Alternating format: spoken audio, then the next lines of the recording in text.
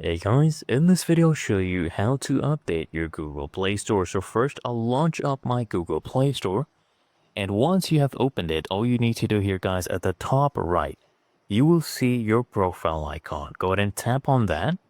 Okay, then what I want you to do is come here all the way down and click on settings, right? And then you'll see the about section here at the bottom. What I need you to do is go ahead and tap on about. Right? So if you tap on about, you'll see a bunch of more options.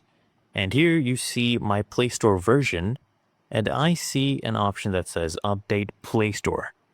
So go ahead and tap on Update Play Store, and you will get a message telling you whether or not your Google Play App Store is up to date. If it's not up to date, it will start updating. And if it is up to date, okay, just tap on Got It, and you are good to go.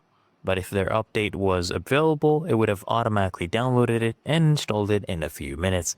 It's really that easy and simple.